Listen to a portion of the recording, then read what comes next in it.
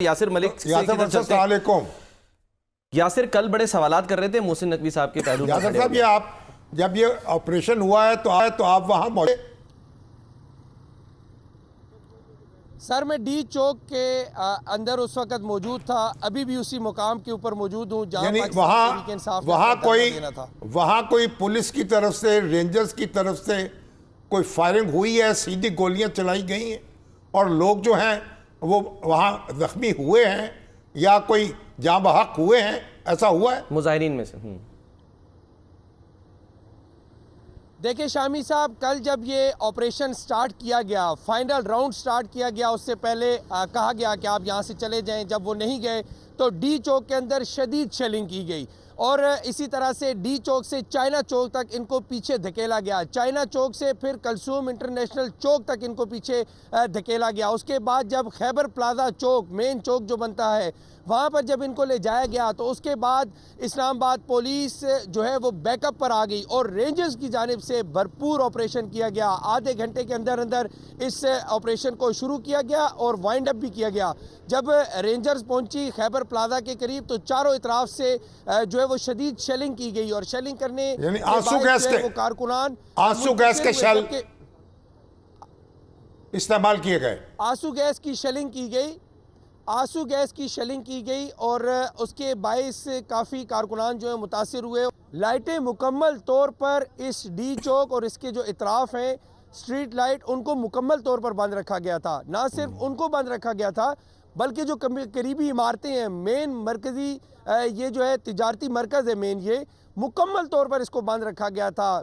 بند کر دی گئی تھی دکانیں, بینک مکمل طور پر بند تھے, اطراف میں جو پیٹرول پمپس ہیں ان کو مکمل طور پر بند رکھا گیا تھا. مارکیٹیں جو چھوٹی مارکیٹیں ہیں مختلف سیکٹرز میں, ان کو مکمل طور پر بند رکھا گیا تھا. اندھیرا تھا, گھپ اندھیرا تھا, اس اندھیرے کے اندر یہ آپریشن کیا گیا. یاسر بریک کا وقت ہو گیا ہے, ساتھ رہے گئے بریک. شوکت علی صاحب پرانے کارکن ہیں, بلکہ لیڈر ہیں پی ٹی آئی کے, اور دیکھیں وہ جو الزام دھر رہے ہیں وہ تو معاملہ سارا ڈی چوک پہ تو لے گئی بی بی بشرا. ہاں جی. اور اس کے بعد جو سارا کچھ ہوتا ہے پارٹی میں وہ تو خان صاحب کی مہر لگتی ہے تو ہوتا ہے نا. تو ٹھیک ہے, اب جو بھی تبدیلی ہوگی وہ ان کے کہنے سے ہی ہوگی, ان کے بغیر تو نہیں ہوگی. بالکل. گنڈاپور صاحب جو ہیں انہوں نے مقرر کیا ان کو وزیر اعلیٰ, ان کا نام انہی کی طرف سے آیا. بالکل انہی کی طرف سے, خود تو نہیں منتخب ہو گئے. ہر چیز میں, ہر معاملے میں آن بورڈ ہے. اصل میں بات یہ دیکھیے کہ جو پلان کیا گیا, جو منصوبہ بنایا گیا, وہی ناقص تھا. کیونکہ آپ دیکھیں کہ آپ یہ جو احتجاج ہے, ہم نے جتنے احتجاج دیکھے ہیں وہ ملک گیر ہوتے ہیں. آپ ملک میں بھر میں احتجاج ہوتا ہے, سب لوگ انوالو ہوتے ہیں اس میں. یہ 2014 سے جو جنرل ظہیر الاسلام نے جو ٹیکنالوجی ایجاد کی تھی کہ ملک بھر سے بندے اکٹھے کرو, یہاں دھرنا دے دو اور حکومت کو زج کرنے کی کوشش کرو, مطالبات پورے. اب یہ معاملہ جو ہے, اب وہ اس کا نقطہ جو ہے نقطہ اخیر ہو گیا. اصل بات یہ ہے کہ جب یہ دھرنے کے لوگ پہنچے ہیں, 2 دن انہوں نے لیے ہیں, 2 دن میں یہ اسلام آباد پہنچے ہیں. صحیح. تو تھکے ہوئے, ٹوٹے ہوئے, راستے میں بھوکے پیاسے, اور اس کے بعد مقامی لوگ جو ہیں اسلام آباد کے رہنے والے, راول پنڈی کے رہنے والے, وہ شامل ہی نہیں تھے. وہاں کوئی ہلچل ہی نہیں تھی, وہاں کسی نے توجہ ہی نہیں دی اس کال پر. حالانکہ پہلے ہم نے دیکھا ہے ماضی میں کہ خواتین بھی شامل مطلب ہوتی رہی ہیں, جلسوں میں آئی ہیں. یہ دھرنے یہ جو دھرنا تھا, جو یہ مارچ کیا گیا, اس میں اسلام آباد کا رہنے والا, پنڈی کا رہنے والا شریک نہیں تھا. بہت کم تعداد میں لوگ وہاں سے آئے. صحیح. کوئی وگرنہ نارمل حالات ہوتے اب, کیونکہ آپ نے تو الجہاد الجہاد کے نعرے لگائے اور ایک جنگی فضا پیدا کر دی. اگر آپ آرام سے آتے, حکومت سے بات کرتے, انتظامیہ سے بات کرتے, ایک جگہ مختص کر لیتے, تو آپ کو کھانا بھی پہنچاتے لوگ, آپ کے اور بھی سہولتیں فراہم کرتے.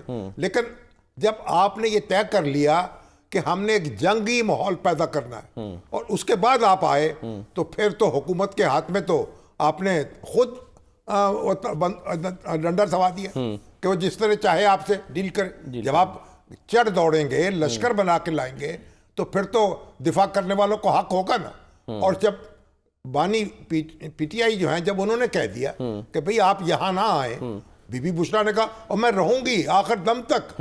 اور پھر وہ اس کو یہاں تو یہ ہوا, سوشل میڈیا پہ یہ باتیں بھی چل رہی تھی, ان کے ساتھ جو ایک شخص کھڑا تھا کہا جی یہ پادری ہے, پادری پرویز اس کا نام ہے, وہ عامل ہے, اور ان کا وہ عامل ہے, اور بی بی جو ہے ان کا بھی استاد ہے. یہ سوشل میڈیا پہ جو چل رہا وہ کیا کر رہا تھا, اور وہ کھڑا تھا, وہ کہہ رہا تھا جو جن ہیں وہ لشکر ان کے ہمارے ساتھ ہیں, ہمیں آگے بڑھنا ہے. تو وہ جن کہاں گئے پھر؟ اب پتہ نہیں کہاں گئے, بھاگ گئے. تو اب وہ سارا اسی ذوق و شوق سے تو وہ آگے بڑھ رہے تھے.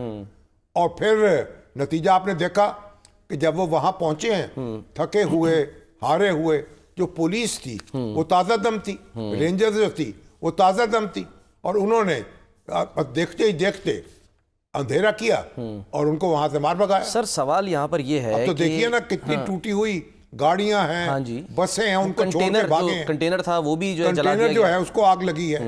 اور لوگ جو ہیں اب کہتے ہیں, یہ گونڈا پور صاحب وہاں جا کے کہا مانسہرہ میں, سینکڑوں لوگ مر گئے. بھئی کہاں ہیں وہ, ان کے نام بتائیں, ان کی میت کہاں ہے. تو اب دیکھیں اس طرح سے تو جو لوگ وہاں موجود تھے وہ تو یہ کہتے ہیں کہ بھئی اس طرح سیدھی فائرنگ ہوئی نہیں ہے. تو بہرحال جو بھی ہے اس کی تو تحقیقات کرائیں, آپ اپنا دعویٰ ثابت کریں. اور جو ہم نے مناظر دیکھے ہیں اس میں تو جو کاروائی ہوئی ہے وہ بالکل ایسا معلوم ہوا ہے کہ پرامن طریقے سے جیسے تتر بتر ہو گئے. سر اصل میں آپریشن ماضی میں تو یہ رہا ہے نا کہ میڈیا کو پتہ چل جاتا تھا یا بتا دیا جاتا تھا کہ جی شروع ہو گیا آپریشن. دلچسپ بات یہ ہے کہ یہاں آپریشن ختم ہونے کے بعد جو ہے وہ خبر سامنے ہے. یہ کیوں ہوا اس پر ہم اپنے جو نمائندے ہیں ہمارے حسن رضا بھی ہیں, اور سر ہمیں یاسر ملک بھی جوائن کر رہے ہیں اسلام آباد سے, ان سے بھی احوال لے لیتے ہیں. آپ حسن رضا سے کرنا چاہیں کہ یہ پلان اچانک کیسے بن گیا؟ یہ تو ان سے پوچھتے نا حسن رضا سے, یہ بڑے کھوجی ہیں. کہ یہ پلان کیسے بتائیے کہ یہ اچانک پلان بنا ہے یا سوچ سمجھ کے بات کی گئی ہے؟ شامی صاحب, بنیادی طور پہ محسن رضا نقوی صاحب نے 33 دفعہ یہ بات کہی تھی کہ امن و امان کی صورتحال خراب نہیں ہونے دیں گے, اور خاص طور پہ وہ ایک جملہ بار بار بولتے رہے کہ ایک فورم موجود ہے وہاں پر جائے. اور جب ان سے یہ سوال کیا گیا اس دن جب اسلام آباد ہائی کورٹ میں پیشی تھی تو انہوں نے یہ بات کہی تھی کہ ہم مذاکرات اس وقت کریں گے جب یہ دعویٰ نہیں بولیں گے. یہ ایک طرف دعویٰ بولنے کی بات کر رہے ہیں, دوسری طرف مذاکرات, دونوں ایک طرف نہیں چل سکتے. ہم ان کو گنجائش پیدا سنجانی میں نہیں گئے لوگ جی, تو پھر صورتحال بدل گئی نا. جی بالکل. اب ہوا یہ کہ 3-4 چیزیں تھی جو سوالات پیدا ہو رہے تھے. پہلی بات کہ جس طریقے سے رینجرز کے 3 اہلکار شہید ہوئے, ان کے جوان, ایک پولیس اہلکار شہید ہو گیا, اور پھر اس کے بعد کچھ انٹیلیجنس یہ رپورٹ موصول ہوئی جس میں یہ بتایا گیا کہ کچھ پارلیمنٹ سمیت کچھ ایسے ادارے ہیں جن پر اٹیک کیا جا سکتا ہے. اور پھر یہ بھی میرے ذرائع دعویٰ کر رہے ہیں کہ کچھ ایسے ایوان صدر ہے, ایوان صدر ہے, ایوان وزیر اعظم ہے, ڈپلومیٹک انقلاب ہے, اور جیل بھی ہے, وہاں پر بھی جایا جا سکتا ہے. اس طرح کے کچھ اطلاعات موجود تھیں, اور ان عمارتوں کی حفاظت جو ہے وہ پاک فوج کے ذمہ تھی. اور پھر ایک خوفناک سچویشن یہ تھی کہ AK-47 سمیت دیگر خطر ہتھیار ان افراد کے پاس موجود ہیں جو اس جتھے کے اندر موجود تھے. اور اس کے حوالے سے کچھ ویڈیوز بھی سامنے آئیں. یہ انتہائی ڈینجرس سچویشن تھی کہ اگر وہاں پر آ جاتے, اور آنے کے بعد آج ان کا یہ ٹاسک نظر آ رہا تھا کہ جو اطلاعات آ رہی تھی کہ آج انہوں نے دعویٰ بولنا ہے. اس کو مد نظر رکھتے ہوئے کل جب تقریباً 1:45-2 بجے کے قریب محسن رضا نقوی صاحب نے آخری وارننگ دی اور یہ واضح کیا کہ اب ہم آپ کو آخری وارننگ دے رہے ہیں, یا تو آپ موو کر جائیں سنجگانی جس کی آپ کے بانی PTI نے اپروول دی, یا پھر دوسرا راستہ اختیار کریں گے. آپ اندازہ کیجئے کوئی جواب نہیں آیا. تقریباً 3:10 پر وزیر داخلہ محسن رضا نقوی صاحب کی ایک انتہائی اعلیٰ سطحی اجلاس ہوتا ہے ان کی سربراہی میں, اور اس میں PTI کے ذمہ داران سے ان کو بتایا جاتا ہے, جو میری اطلاع ہے, کہ آپ کے پاس وارننگ ہے, یا سنجانی چلے جائیں, یا پھر دوسرا راستہ یہ ہے کہ ہم آپریشن کر کے اس کو کلین اپ کریں گے. اچھا, کوئی معاملہ سامنے نہیں آیا. 7 بجے کی ڈیڈ لائن تھی شامی صاحب, 7:30 بجے آپریشن کا فائنل کیا گیا کہ اب آپریشن ہوگا. اور یہ انتہائی مختصر ترین وقت میں کم ترین جو ہے وہ نقصان کے باعث ایک بہترین حکمت عملی کے تحت محسن رضا نقوی صاحب نے جو آپریشن کی جو ہے ان کی سربراہی میں یہ ڈائریکشن دی, اور آپریشن ہوا.